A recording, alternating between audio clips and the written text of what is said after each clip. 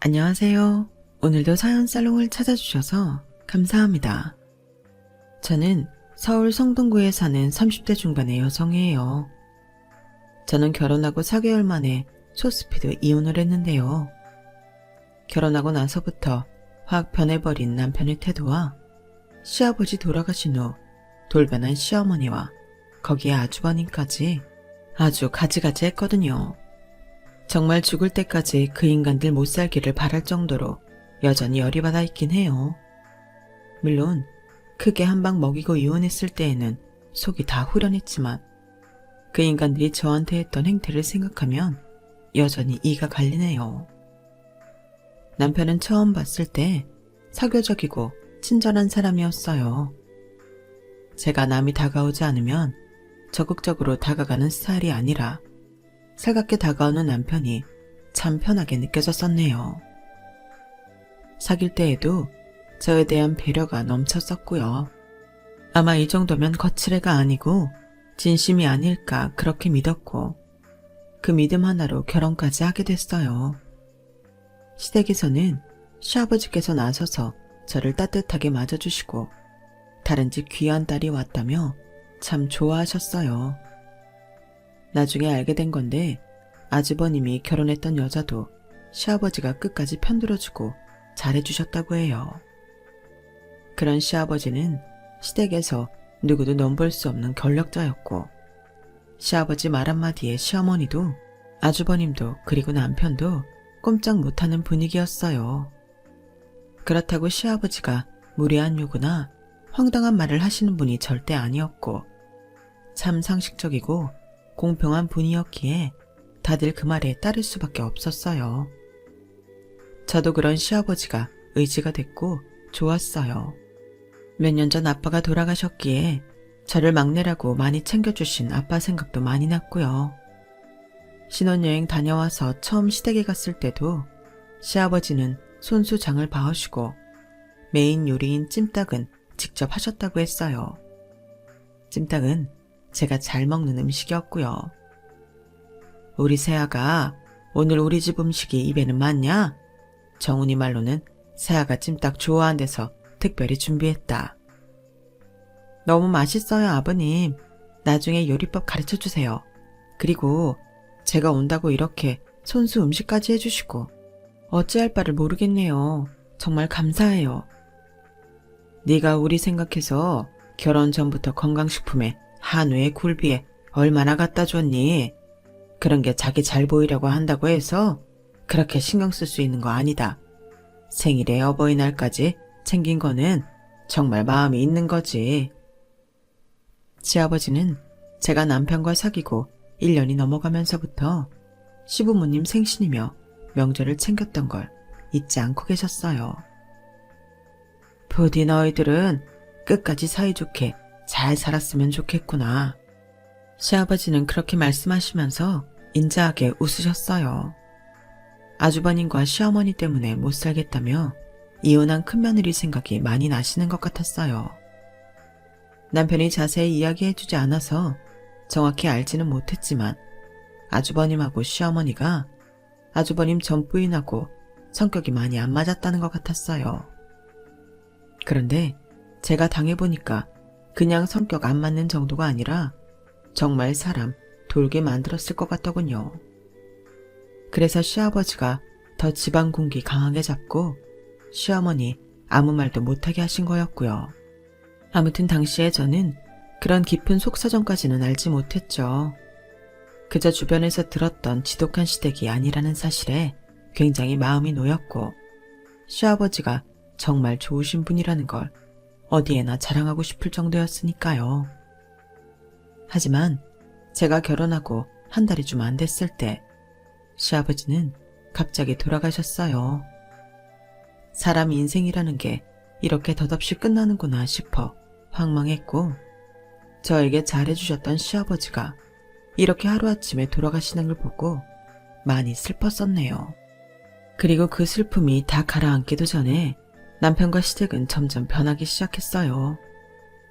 집에 늦게 오는 건 예사였고 어디서 술을 진창 퍼마시고 오지 않으면 집에 와서 술 마시며 TV 보느라 정신이 팔려 집안일은 하나도 도와주지 않았어요.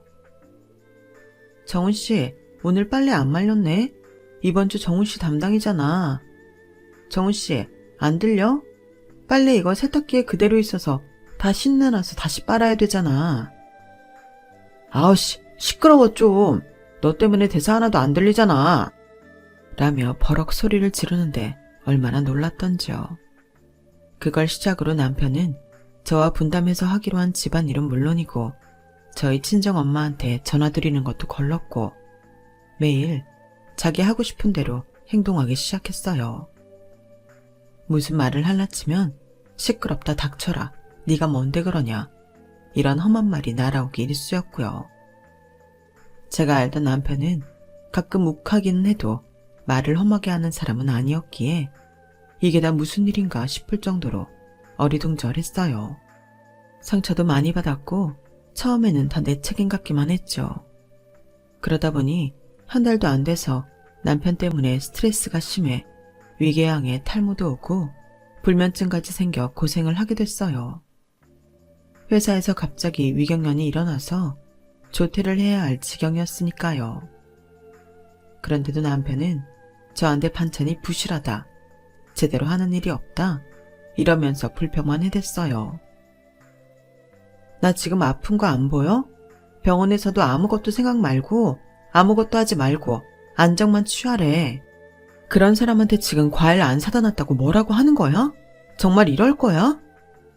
야, 현대인 위장병 없는 사람이 어디 있다고 그래. 하여간 되게 공주라니까. 어디 조금만 아파도 아주 죽는 신용이지. 야, 그랬으면 대한민국 국민 전체 다 병원에 입원했어. 시끄럽고 내일은 과일 사다 놔. 내가 과일 얼마나 좋아하는지 알면서 어떻게 과일을 떨어뜨리냐? 그러면 정훈 씨가 직접 사와. 아니면 배달을 시키던가. 요즘처럼 앱 주문 버튼 하나면 다 되는 세상에 왜 이래 정말. 그럼 네가 거기 누워서 주문 버튼 눌러. 손가락 뒀다 뭐하냐? 아주 남편은 부려먹으려고 만들어. 남편이 이런데 거기에 시어머니랑 아주버님까지 보탰어요. 시아버지 살아생전에는 그 기세에 눌려 아무 말도 못했던 양반이 마치 기다렸다는 듯이 잔소리를 하기 시작했는데요. 그 수준이 너무 하찮아서 오히려 열받았어요. 정말 별거 아닌 걸로 트집을 잡았거든요. 너 저번에 네 시아버지 살아있을 때 와서 반찬만 담았지? 그리고 과일 2번 깎고 방 1번 닦고 갔지? 그게 한 달 동안 너 여기 와서 한 거거든? 그거 오늘부터 한 달 동안 다 하는지 지켜볼 거다. 시아버지 돌아가셨다고 네 태도 변하는지 볼 거야. 너 전에 영광굴비도 제일 큰 거 20마리 사왔잖아. 그거 아래로는 선물 취급도 안 할 테니까 그렇게 알아. 그리고 내가 너 밥 3번이나 차려줬어. 오늘 네가 밥 차려주고 과일 깎아주고 커피 타주고 다 따로따로 해서 3번 설거지 해. 정말 너무 유치해서 말이 안 나올 지경이었어요. 그래도 며느리가 시댁 가면 일하는 게 맞으니 그 정도야 제가 하고 넘어가면 되는 일이었어요. 하지만 옆에서 아주버님이 자꾸 제 신경을 건드리는데 그건 정말 짜증이 나더라고요. 사람 아픈데 움직여야 해서 힘드니 더 화가 나기도 했어요. 재수씨, 요즘 정훈이 먹을 과일도 잘 안 챙긴다며요? 사람이 그러면 돼요. 아빠 돌아가셨다고 태도가 너무 변한다. 이 인간은요, 앞뒤가 같아야 하는 법이에요. 똑바로 하란 뜻이에요. 저는 그때부터 왜 아주버님이 이혼했는지 알 것 같은 느낌이 들기 시작했어요. 이런 사람들을 누가 견뎌내며 살까 싶더라고요. 저 또한 계속 이런 식으로 나오면 어떻게 살지 눈앞이 캄캄했어요. 속았다는 생각도 들었고요. 여태까지 그들이 친절했던 건 시아버지 때문이었구나 싶었어요. 왜 그리 시아버지가 저랑 남편은 잘 살았으면 좋겠다고 간절하게 말씀하셨는지도 알았어요. 제가 가장 화가 나는 건 남편이었어요. 아무리 시어머니랑 아주버님이 변한다 해도 남편은 그러지 말아야 하잖아요. 이건 완전 저랑 결혼하려고 일부러 수작 부렸다는 생각밖에 안 드는 거였어요. 몸이 점점 안 좋아지는데 이런 화가 쌓이고 억울함에 분노가 되니 정말 몸에 병이 생기더라고요. 현기증이 심해지나 싶더니 이석증이 왔고 장에서 용종이 발견돼서 그것도 떼어야 했어요. 저는 결국 휴직계를 내고 집에서 쉬어야만 했어요. 용종을 뗀 건 며칠만 쉬면 되는 일이었지만 이석증이 아무리 치료를 받아도 안 나았거든요. 이비인후과 의사는 아무래도 스트레스가 심한 것 같으니 몇 달 정도 그냥 아무것도 안 하고 푹 쉬는 걸 권한다고 했어요. 회사에서 제대로 일을 하지 못하고 휴게실이나 건강관리실에 가서 누워있을 때가 더 많아서 고민 끝에 휴직을 하겠다고 했어요. 그렇게 제가 집에 누워있어도 남편은 저한테 괜찮은지 묻지도 않았고 매일 TV를 크게 틀어놓고 영화를 보고 치킨을 시켜 먹고 팝콘 먹고 콜라 마시며 완전 자기 개인 영화관이라도 된 듯 거실을 썼고요. 그러니 저는 어지럽고 머리도 울리는데 얼마나 힘들겠어요. 그래도 단 한 번 신경도 쓰지 않던 사람이 어느 날 갑자기 다정하게 저한테 말을 건네더라고요. 정아야, 나랑 같이 바람 쐬러 나갈래? 오랜만에 맛있는 것도 먹고 내가 괜찮은 브런치 카페 예약했어. 웬일이야? 무슨 바람이 분 건데? 갑자기 왜 이래? 갑자기는 내가 원래 하면 잘하잖아. 얼른 가자. 남편은 그렇게 저를 부추겨서 서둘러 준비하게 하더니 차에 태워 꽤 유명한 야외 브런치 카페에 데려갔어요. 도착 전까지만 해도 남편이 그래도 나한테 잘하고 싶은 마음이 있긴 했구나 했죠. 그냥 살아볼까 싶기도 했고요. 그런데 웬걸요. 도착하니 이미 시어머니랑 아주버님이 있더라고요. 두 사람도 저한테 언제 그렇게 쪼잔하게 사람 괴롭혔냐는 듯 아주 반갑게 맞으며 저한테 먹고 싶은 거 고르라고 했어요. 뭐든 제 위주로 해주는 분위기가 어색하고 어리둥절한데 아주버님이 저한테 할 말이 있다는 거였어요. 재수씨, 나 있잖아요. 결혼해요. 정말 잘 됐죠? 완전 괜찮은 여자 만났거든요. 그 집에서도 저 좋다고 하고 여자도 저한테 매달려서 이렇게 재혼을 하게 되네요. 저 좀 축하해주세요. 그래 얘, 너 왜 이렇게 얼빠진 사람처럼 가만히 있어? 아, 너무 갑작스러워서요 어머니. 축하드려요 아주버님. 정훈 씨도 알고 있었어? 그런데 왜 말 안 했어? 에휴, 놀래켜 주려고 그랬지. 완전 대박 소식이잖아. 이게 저한테 대박 소식일 것까지 있나요? 듣자마자 축하한다는 생각보다는 그러면 아이는 어쩌나 하는 마음이었어요. 아주버님한테는 2살 배기 아들이 있었거든요. 아주버님은 지금까지는 시댁에서 멀지 않은 곳에 전세 아파트를 얻어 아이와 둘이 살았는데 아이는 늘 어린이집에 종일 맡겨놓는다고 했어요. 시어머니가 아이를 챙기는 모습은 별로 본 적 없고요. 시아버지 살아계실 때에는 제가 갔을 때 시아버지가 아이와 놀아주시는 걸 본 적 있지만 돌아가신 후에는 시댁에서 아이를 보지 못했어요.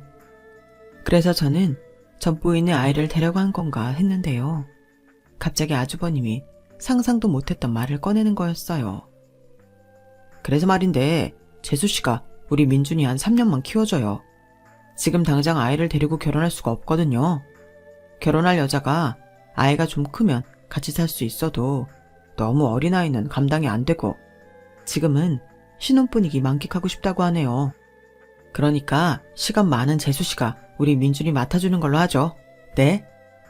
그래 세아가 너 지금 회사도 안 다니잖아. 나는 그래서 어머 이게 하늘이 주신 기회라는 거구나 했다니까. 아주버님과 시어머니 말에 너무 어이가 없는데 거기에 남편까지 기름을 부었어요. 그래 우리 아이 낳아 키울 건데 미리 공부한다 생각하면 되지. 학원에서도 선행학습 있잖아. 우리도 그런 거라고 생각하면 돼. 이 인간이 정말 미쳤구나 라는 말이 절로 나오려고 했어요. 저한테 갑자기 잘해주고 비싼 야외 브런치 카페에서 제가 원하는 거 위주로 주문해준 게 다 이것 때문이었던 거였어요. 아이를 3년간 키워달라는 거요. 저는 분노를 삼키며 제 생각을 똑바로 말했어요. 저는 그렇게 못하겠는데요. 제가 용종 떼어난 지 얼마 안 됐고 거기다 이석증이 아무리 치료를 해도 낫지 않아서 모든 거 완전히 손 놓고 쉬라는 처방받은 사람이에요. 그런데 키워보지도 않은 아이를 키우라뇨. 그게 병자한테 할 소린가요? 지금 2살인 아이를 생전 아이 돌본 적도 없는 저더러 맡으라는 게 말이 된다고 생각하세요? 다들 저한테는 눈꼽만큼도 관심이 없네요. 정말 너무들 하세요. 됐고, 여기 계산을 제가 하고 나갈게요. 먼저 일어납니다. 저는 너무 화가 나서 카페를 나와 택시를 불러 그걸 타고 혼자 집으로 왔어요. 잠시 후 제 뒤를 따라온 남편은 저를 노려보며 말도 안 되는 화를 냈어요. 정아, 너 어떻게 그러냐? 네 조카 돌봐주는 게 그렇게 어려워? 걔는 그럼 어떻게 살라고 단칼에 거절을 해? 아픈 거? 그까짓 게 무슨 병이라고 그래? 2살짜리라 손이 많이 가? 아니, 안 키워봤다며? 그건 어떻게 하는데? 애들은 그냥 밥만 먹이고 화장실만 잘 데려가면 알아서 크는 거야. 그런데 그걸 못하겠대? 못하겠어. 그렇게 애 키우는 거 쉬운 것 같으면 정훈 씨가 회사 데리고 출퇴근하면서 키워. 난 못하니까. 너 어쩜 그렇게 매정하냐? 네가 이런 사람인 줄 알았으면 정말 결혼 안 했을 거다. 너 때문에 민준이도 고아처럼 되고 우리 형 인생 일대 중요한 순간인데 너 때문에 망치면 어떡할 건데? 그럼 니네 집안 식구들이 알아서 해. 어머니도 하시는 일 없잖아. 네가 못하겠으면 어머니가 하시면 되겠네. 뭐? 니네 집안 식구들? 말 다 했어? 다 했으면 뭐? 그럼 니네 집안 식구들이지 우리 집안 식구니? 그리고 너나 니네 식구가 나 식구라고 생각했으면 이랬겠어? 뭐? 이런 줄 알았으면 결혼을 안 해? 누가 할 소리? 그렇게 남편과 대판 싸우고 난 다음 날 남편이 출근하고 느닷없이 아주버님이 집에 들이닥쳤어요. 그러더니 저를 나쁜 사람으로 몰아세우더라고요. 재수씨, 너무 섭섭합니다. 이럴 때 서로 돕자고 가족된 거 아니에요? 어떻게 다 같이 힘 합칠 일에 자기만 쏙 빠질 생각을 해요? 말은 바로 하세요. 지금 결혼하는데 제일 힘든 일을 세 사람이 똘똘 뭉쳐서 저한테 떠넘기고 다들 빠질 생각이잖아요. 아니, 우리 민준이 불쌍하지도 않아요. 만나면 그렇게 이뻐하더니 그거 다 연기였구만. 그렇게 불쌍하면 아빠가 데려가세요. 그쪽 식구들이야말로 뭐하는 사람들인가요? 자기들이 돌보지 않으려고 아픈 사람한테 떠넘기려고 하면서 누구 보고 연기라는 거예요. 와, 이렇게 본색을 드러내는구만. 아주 이빨도 안 들어갈 여자야. 지금껏 얌전한 척 내숭 떨며 본 모습을 숨기고 있었어. 무섭네, 무서워. 저는 그쪽이 더 무섭네요. 자기 재혼하겠다고 애를 남의 손에 맡겨요? 그게 아빠예요. 그럴 거면 애 엄마한테 보내던가요. 미쳤어요? 내 핏줄을 왜 그 여자한테 보내요? 왜 못 보내요? 그러면 양육비 줘야 하니까 그런 거예요? 와, 이제는 아주버님 소리도 안 하고 그쪽 이쪽 찾으면서 완전 막말 퍼레이드를 펼치네. 무슨 이런 여자가 다 있어. 전곡이 찔린 아주버님은 얼굴이 벌개져서는 씩씩대며 돌아갔어요. 제가 남편하고 시댁에 뒤통수 맞았다는 의심이 확신으로 변하며 흥신소에 부탁해 알아본 게 있었는데요. 아주버님이 전 부인과 이혼을 하며 아이를 맡은 건 아이를 좋아해서도 아니고 자기 핏줄이어서도 아니고 양육비 보낼 게 아까워서 그런다는 걸 알았어요. 거기에 더해 남편은 원래 좀 막 노는 스타일이었다는 것도요. 이 사람은 제가 회계사인데다가 순종적인 타입이라고 생각하고 저를 자기 마음대로 할 수 있겠다 싶어 결혼한 거였더라고요. 저는 이미 이혼할 마음의 준비를 마친 상태였어요. 이제 곧 그 말을 하려는 찰나였는데 눈치 없는 시어머니가 그날 밤 저를 찾아와 남편과 합세해서 저한테 이러더군요. 더 말할 거 없다. 민준이 네가 맡아. 우리 집에 시집 왔으면 며느리 도리는 해야 할 거 아니냐? 네가 지금 해야 할 일은 우리 큰아들 위해서 민준이 3년간 키우는 거다. 나 더는 말 나오는 꼴 못 보니까 못 키우겠으면 정훈이랑 찢어지는지 알아서 해. 정말 어이가 없네요. 아주버님 재혼시키려고 저랑 이 사람 이혼시킨다는 거잖아요. 어머니, 그렇게 어머니 손자 귀하면 어머니가 직접 키우세요. 어머니 건강하시고 시간도 많으신데 왜 굳이 그 귀한 손자 애 한번 안 키워본 아픈 사람 키우길 바라세요? 듣기 싫다. 네가 시애미를 부려먹겠다 작정하지 않으면 어떻게 그따위로 말을 할 수 있어? 됐고, 무조건 이번 주말에 민줄이 데려올 테니 그렇게 알아. 그게 싫으면 이혼해. 저는 남편을 쳐다봤어요. 제 딴에는 남편한테 주는 마지막 기회이기도 했으니까요. 정훈 씨도 정말 그렇게 생각해? 내가 민준이 안 키우면 이혼이야? 나 이기적인 여자 싫어. 솔직히 너 생각보다 너무 정없고 민준이도 안 맞겠다 하면 있던 정도 떨어질 것 같아. 아프다고 집에서 놀면서 아무것도 안 하는 게 말이 돼? 솔직히 실체도 없는 병 일하기 싫어 그러는 거 아니냐고. 그러니까 네가 먹은 밥값은 하란 말이야. 그러지 않으면 이혼하겠다는 거 정훈 씨도 같은 생각인 거냐고. 그래, 나도 네가 민준이 안 맡으면 이혼이야. 그렇게 알아. 어디서 말이야. 시집온 여자고 고개 빳빳하게 들고 시댁 식구들한테 대들어. 엄마가 하라시는 대로 해. 그 말로 제 안에서 남편과는 끝이 났어요. 저는 그동안 핸드폰으로 통화 녹음해놓은 거며 이렇게 저한테 찾아와 시댁 식구들이 깽판 칠 때마다 말했던 것까지 전부 녹취하고 있었고 부엌에 몰래 갖다 넣은 홈캠으로 남편이 저 하나도 안 도와주고 아픈 나를 보살피지도 않고 혼자 놀고 먹는 모습까지 다 담았거든요. 제가 결혼하고 탈모가 오고 이석증이 생긴 건 스트레스가 원인이라고 했으니 남편과 시댁 식구들 때문에 이렇게 됐다는 정신과 의사 소견까지 받아놓았어요. 만반의 준비를 마쳤던 저는 다음날 남편 출근 후에 친정에 가서 지금까지 있었던 일을 모조리 말했어요. 제 이야기에 친정엄마는 기가 막혀 분을 삭히느라 애를 쓰셨고 곧 친구분 아들한테 전화를 했어요. 상우가 나야. 우리 정화 때문에 그러는데 나랑 의논 좀 하세. 사실 친구분 아들은 꽤 규모 있는 의료기 업체 사장이었는데요.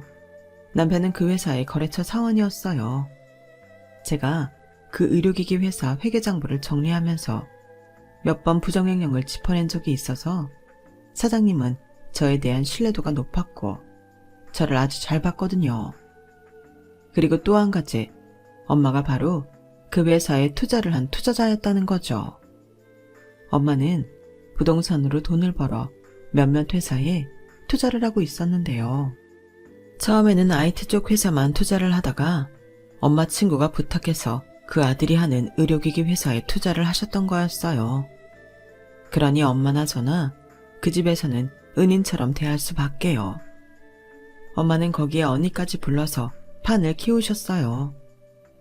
언니가 국제변호사이고 저랑 혈육이니 제 사건을 맡는 건 어렵겠지만 그 인맥으로 든든한 변호사를 선임할 수 있으니까요. 정아야, 이제 우리가 다 알아서 할 테니까 더 이상 속 썩을 거 없다. 세상에, 네가 그래서 이렇게 살도 빠지고 안 아픈 데 없이 엉망이지. 사람이 괜히 이렇게 되겠어? 안 그래도 건강하다 내가 이래서 좀 이상하다 싶었는데 박서방 이거 진짜 안 되겠네. 아니지, 박서방은 무슨 박서방? 그 자식하고 그 애미라는 사람 내가 그냥 안 둘 테니 그런 줄 알아.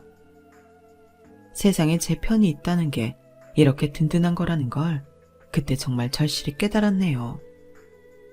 든든한 엄마의 약속 덕분인지 저는 몇 달 만에 푹 잠을 잤고요. 그렇게 저는 주말이 오길 기다렸고 드디어 디데이가 되었어요. 아침 9시가 되자마자 시어머니랑 아주버님이 애랑 아이 짐을 잔뜩 가지고서 집으로 들이닥쳤어요. 남편은 아주 당연하다는 듯이 짐을 받아서 거실에 들였고요. 저는 멀찌감치 떨어져서 그들이 하는 걸 지켜봤어요. 아주버님은 그런 저를 비웃으며 이렇게 말했어요. 그러게, 결국 이렇게 될 거 왜 뻗대요? 뭐 그러면 자존심 좀 사는 것 같아서? 민준이한테 잘해요. 애한테 무슨 일 있기만 해. 내가 가만히 안 있을 거니까. 애한테 화풀이 하지 말고 잘 키우라고요. 그 말에 남편이 끼어들었어요. 들었지? 기왕 하기로 한 거 잘하자. 너 나랑 이혼하고 싶은 거 아니잖아. 다 그렇게 좋아했는데 너 나랑 못 헤어질걸?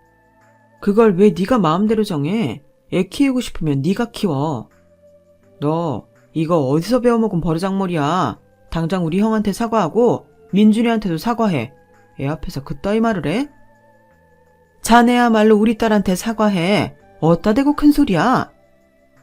현관에서 들린 엄마 목소리에 남편도 아주버님도 시어머니도 놀라서 입만 벌리고 서 있었어요. 엄마는 성큼성큼 들어오시더니 남편 귀싸대기를 한 대 철썩 때렸어요. 그리고 그 인간이 정신 못 차리는 사이 부엌에서 쌀바가지를 가져다가 그 인간과 그 집 식구들한테 집어 던졌죠. 어머, 이게 무슨 짓이에요, 사부인? 어떻게 이런 천박한 짓을? 천박? 지 장남 재혼시킨다고 남의 딸한테 못할 짓 시키면서 괴롭히기까지 하고 막말한 인간이 할 소리는 아니지. 그리고 내가 왜 네 사부인이냐? 오늘부로 너네는 우리랑 끝이야. 장 사장, 그리고 현아야, 들어와. 엄마 호령에 의료기기 회사 사장과 언니가 들어왔어요. 놀라서 어안이 벙벙한 남편과 시댁 식구들한테 제가 말했죠. 기억 못하시나 본데 우리 언니 국제변호사잖아요. 그래서 저 비싸고 승률 높은 이혼 변호사 구하는 거 일도 아니에요. 그리고 장 사장님 기억하죠? 우리 엄마 친구 아들이거든요. 엄마가 그 회사 투자자고. 이게 다 무슨 뜻인 줄 알아? 댁들은 이제 다 죽었다는 거야. 한동안 침묵이 흘렀고 겨우 남편이 덜덜 떨며 저를 붙잡았어요. 정아야, 이혼이라고 한 건 겁주려고 한 거지. 내가 진짜 이혼하겠다는 뜻은 아니었어. 그러니까 엄마가 집안이 잘 되려면 장남이 잘 되어야 하는데 형한테 이번에 진짜 괜찮은 집안 여자가 생겼다고 해서 형이 잘 되면 우리 다 좋은 거 아니겠어? 그래서 그랬던 거야. 장모님, 처형, 사장님, 제가 정말 정아랑 이혼하려고 했던 거 아니고 저도 다 잘해보려고 그런 거였어요. 잘해보는 거 좋아하시네. 너 니네 아버지 돌아가시고 180도 편해서 아픈 애 팽개쳐두고 너 혼자 놀고 먹은 거 다 알아. 이 천하의 나쁜 놈 같으니라고? 댁들은 말이야, 인두껍을 쓴 짐승들이야. 나 댁의 큰아들 결혼한다는 여자 집에도 여기가 어떤 집구석인지 다 얘기했으니까 그리 알아. 아마 조만간 파혼한다고 연락 올 테니까. 아니 그게 무슨 말이에요. 할머니가 뭔데 남의 결혼을 망쳐요. 아주버님이 벌컥 화를 내며 엄마한테 대들자 장 사장님이 나서서 아주버님을 제지했어요. 어허, 어디서 지금 나이 많고 약한 노인한테? 그리고 박정훈 씨, 당신 우리 거래처 회사 사원이지? 대리였나? 그 나이에 대리이기도 쉽지 않은데 정아 씨가 뭐가 부족해서 저런 남자랑 결혼하나. 내심 아쉬우면서도 괜찮은 사람이니 하려니 했는데 결국 이렇게 됐네요. 내가 박정훈 씨에 대해서 당신 사장한테 얘기하면 좋겠어요? 아니면 순순히 물러날래요? 그 말에 결국 남편과 시댁 식구들은 뒤로 물러섰고 엄마는 바로 어디론가 전화해서 트럭과 사람들을 불러 남편 짐을 모조리 싸서 시댁으로 보냈어요. 이 집 내가 내 딸 명의로 해준 거는 기억하지? 그러니까 너, 네 형이랑 엄마 데리고 당장 여기서 나가! 엄마의 불같은 호령에 남편은 어깨를 움츠리고 자기 가족하고 집을 나갔고 저 역시 그 길로 친정으로 왔어요. 그 후 이혼 소송을 하자 남편과 시어머니는 저를 찾아와 싹싹 빌면서 제발 한 번만 봐달라고 사정을 했어요. 장모님, 한 번만 용서해 주세요. 제가 정말 잘못했습니다. 이제 안 그럴게요. 정아 고생 안 시킬 거고요. 정말 잘할게요. 처음 결혼할 때 약속했던 대로 제가 행복하게 만들어 줄게요. 예, 사돈. 이렇게 아이가 사정하는데 한번 봐주는 게 인지상정 아니겠어요? 며느라이야. 젊은 혈기에 그럴 수 있다지만 사돈께서는 어른이잖아요. 어른이 뭔가요? 아이들한테 본보기가 되어줘야 하지 않겠어요? 그러니 어른 대신 사돈이 한 번만 참으시고 저희 청운이 한번 기회를 주세요. 그 말에 저는 그동안 분노가 폭발해서 그대로 있을 수 없었어요. 저는 거실에 있던 물건들이 손에 잡히는 대로 그 인간들한테 집어던지며 소리소리 질렀어요. 뭐가 어쩌고 저쩌? 어른? 이봐요 아줌마. 댁은 그래서 어른이라서 나한테 그렇게 막대했어? 시아버지가 나한테 해줬던 것까지 손에 꼽아가면서 그것만큼 더 부려먹겠다 난리쳤어. 어른이라서 당신 큰존자 내가 키워야 된다고 억지 부리고 안 키우면 갈라서라고 해놓고 왜 말이 많아. 그래서 내가 이혼하겠다잖아. 그런데 왜 이제 와서 지랄이야? 제가 완전 폭동을 일으키자 엄마가 화가 나서 이렇게 말했어요. 얘가 오죽하면 이러겠어. 당신이 뭔데 내 딸을 이렇게 망쳐놔. 댁들 더 큰 고생하고 싶지 않으면 지금 당장 내 집에서 나가라고. 아니면 콩밥 먹여버릴 테니까. 그 말에 어쩔 수 없이 남편과 시어머니는 돌아갔고 그 후에는 합의를 하자고 아주 굽신거리며 사람을 조종하려 들었어요. 하지만 그동안 제가 억울한 게 너무 많아 그러지 못하겠다고 했고 결국 10여 개월의 소송 끝에 저의 승소로 결혼 생활이 완전히 끝났죠. 남편이 소송이 진행되는 동안에 자기 엄마랑 형한테 자기 인생 망쳤다며 난리를 쳤다는군요. 그러면서도 소송에서 이겨보고 싶은 마음은 있었는지 어디서 변호사를 구하기는 했는데 제가 선임한 변호사는 이길 수 없었고 결국 그 변호사도 이기지 못할 거라는 걸 알고 먼저 사임했고요. 남편은 눈물을 머금고 저한테 위자료를 물어줘야만 했어요. 그리고 자기 형과 엄마와 대판 싸우고 집을 나왔다더라고요. 하지만 이미 회사에 소문이 다 퍼져서 사람들이 다 피해서 결국 사표를 냈다네요. 그 이후 남편은 더 작은 회사로 옮겨 일을 했지만 월급이 적어 대리운전에 배달 알바까지 하며 힘들게 살고 있다고 해요. 아주버님은 여자 집에 싹싹 빌고 설득해서 결혼까지 잘 가나 했는데 그래도 이 집 구석을 믿지 못한 여자 아버지가 뒷조사를 했다가 저한테 했던 일이나 전 부인한테 못되게 군 게 다 들통나서 결국 파혼당하고 애 키우며 산다고 해요. 다니던 회사에서도 해고돼서 치킨집을 차렸는데 손님도 얼마 없다고 하고요. 남편은 지형은 쳐다보지도 않고 산다고 해요. 자기 인생 망쳤다나요? 그런데 제가 보기에는 그 인간이나 그 형이나 50보 100보예요. 둘이 똑같은 인간이었죠. 그걸 알아보지 못했던 제가 멍청했던 거고요. 무서운 아버지 돌아가셨다고 그렇게 만만한 사람한테 함부로 하고 자기들 마음대로 이용해 먹으려고 했으니 저는 그 정도 벌은 받아도 싸다고 생각해요. 남편과 이혼하고 벌써 10개월이 되어가네요. 저는 그동안 푹 쉬면서 아팠던 몸도 마음도 회복했고 여행도 많이 다니고 영화도 많이 보고 맛있는 것도 많이 먹었어요. 정말 제대로 된 힐링을 했죠. 잠시 잠깐 아주 나쁜 꿈을 꿨다가 깨어난 기분이기도 해요. 그리고 한 달 전에 다시 일상으로 복귀해서 다시 회계사 업무를 하고 있고요. 다시 엄마 친구분 아들 회사 담당이 되었는데 그 회사에서 저를 환영해주며 잘 돌아왔다고 반기더라고요. 저는 앞으로 제 일로 더 많이 인정받고 커리어를 쌓아서 더 큰 회사로 옮기는 게 목표예요. 그렇게 제 할 일 열심히 하며 사는 게 최고라는 생각이 드네요. 남편과 이혼 후 계속 엄마하고 같이 살고 있었는데요. 회사에 복귀하며 다시 나가려고 했지만 엄마가 옆에 있으면 좋겠다고 해서 출퇴근 시간이 좀 길어졌지만 그래도 당분간은 엄마 옆에 계속 있을 생각이에요. 엄마도 저 때문에 마음고생 하셨을 거 생각하면 죄송해서 더 잘해드리고 싶은 마음뿐이네요. 언니와 장 사장님한테도 미안하고 고맙고요. 그런 마음들 다 갚으면서 살아가려고 해요.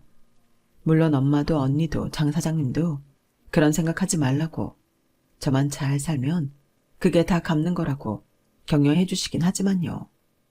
그래서 정말 잘 살아보려고요. 물질적으로도 정신적으로도요. 제 이야기는 여기까지예요. 들어주신 분들 모두 감사드리고요. 행복하시고 건강한 매일 되세요. 여러분, 사연 댓글에 응원과 현명한 조언 부탁드려요. 좋아요와 구독은 저에게 큰 힘이 됩니다.